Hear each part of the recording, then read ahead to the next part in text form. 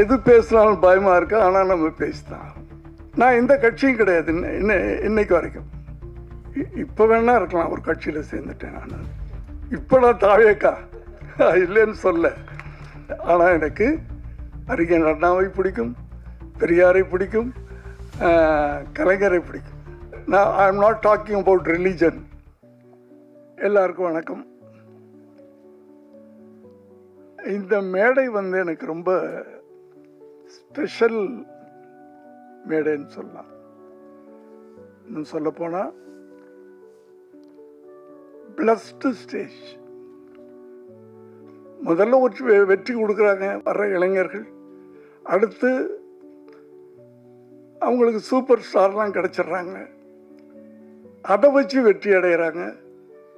2 படம் 3 படம் அப்புறம் காணாமல் போயிடுறாங்க. அப்படி இல்லை.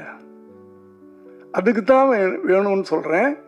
உங்களை நீங்கள் மென்டல் ஸ்ட்ரென்த் பண்ணிக்கிங்க.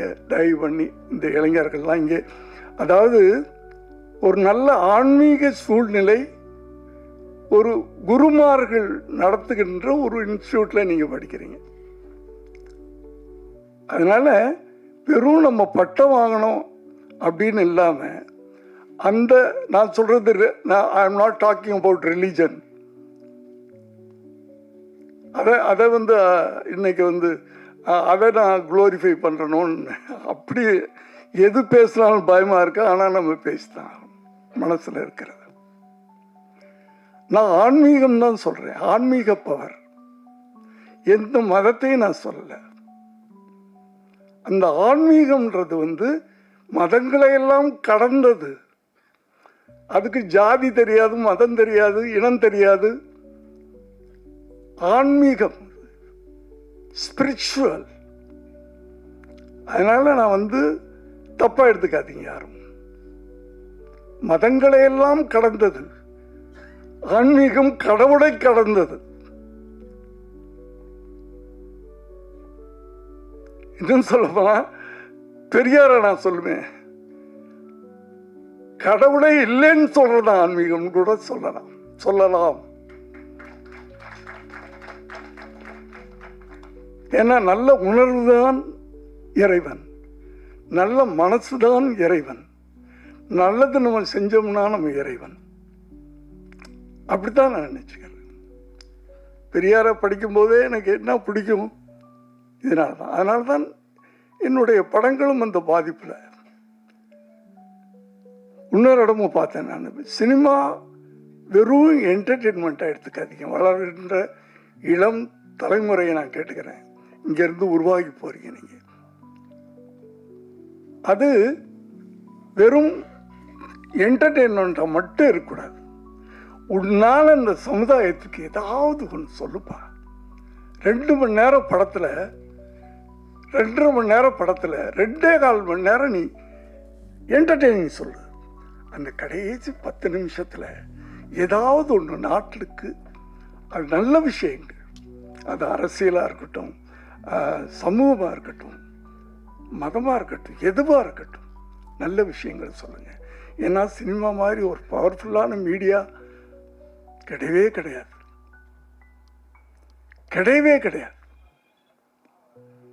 எப்படி பவர்ஃபுல்லான ஒரு உதாரணத்துக்கு ஒன்று சொல்கிறது, இந்த ஜெனரேஷனுக்கு தெரியாது.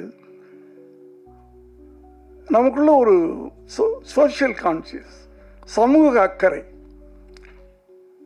நான் எந்த கட்சியும் கிடையாது இன்னைக்கு வரைக்கும். இப்போ வேணா இருக்கலாம் ஒரு கட்சியில் சேர்ந்துட்டேன் நான்.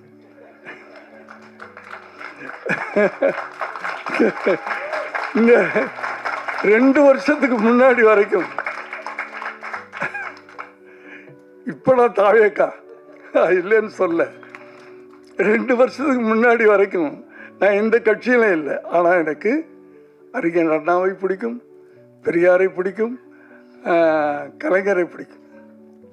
எனக்கு இந்த 1987 கலைஞரை அரெஸ்ட் பண்ணி கொண்டு போனாங்க. எனக்கு கஷ்டமாக இருந்துச்சு. ஏன்னா கலைஞரை நான் அண்ணன்னு கூப்பிடுவேன். என் அண்ணனை அரெஸ்ட் பண்ணிட்டு போகிறாங்க, கஷ்டமாக இருந்துச்சு. 3வது நாள் கலைஞரின் நீதிக்கு தண்டனைன்னு கதை நான் விளம்பரம் கொடுக்குறேன். நான் விழாக்களுக்கே போகிறதில்லை சார், இப்போ இன்டர்வியூ கொடுக்கறதில்ல. ஏன்னா எனக்கு இங்கே என்ன நினைக்கிறனோ அது அது பாட்டுக்கு வந்துக்கிட்டே இருக்கும். அப்படியே நான் என் சினிமாக்களும் அப்படி தான், என்னுடைய சுய வாழ்க்கையும் அப்படி தான். நீங்கள் கொண்டாந்து மாட்டி விட்டீங்க. ஓகே. அதாவது ஒரு முறை தான் வாழ்கிறோம், பிறக்கிறோம், சாக போகிறது ஒரு தடவை தான் இல்லையா? இதுக்கிடையில் நம்ம அப்படி வாழ்ந்துட்டு போயிடலாமே. எதுக்கு தினம் தினம் பயந்துட்டு வாழணும்? எதுக்கு தினம் தினம் பயந்துட்டு வாழணும்? ஒரு தடவை தானப்பா சாக போகிறோம். என் பிளட்டு தான் இப்போ.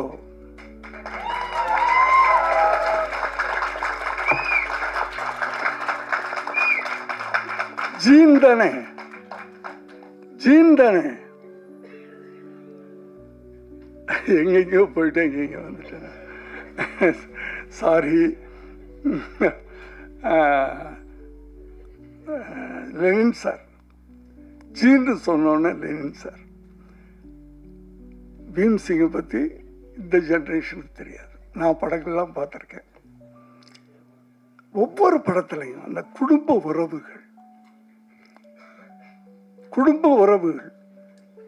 இப்போ குடும்பமே கிடையாது. புருஷன் பொண்டாட்டி, பிள்ளை கூட அந்த 18-20 வயசு வரைக்கும் சம்பாதிக்க ஆரம்பிச்சிட்டான்னா அவ்வளோதான். இதுதான் குடும்பம்னு ஆகிப்போச்சு. அப்போ எப்படின்னா குடும்பம் எப்படின்னா, அப்போல்லாம் அப்பா அம்மா தாத்தா பாட்டி மாமே மச்சான் அக்கா, அந்த உறவுகள் எங்கன்னு போச்சு அண்ணே? நீங்கள் சிரிக்க வச்சுக்கிட்டே இருப்பீங்க.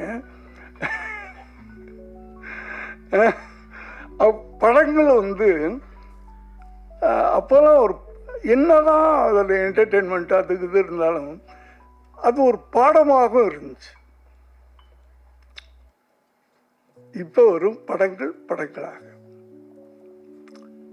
ஸோ இளைஞர்களை கேட்டுக்கிறேன், எடிட்டர்ஸ் வரவங்க, நானும் ஒரு லெனின் சார் மாதிரி எதிர்காலத்தில் வரணும் அப்படின்னு நினச்சிங்க. ஒவ்வொரு கலைஞனும் அப்படி வரணும்.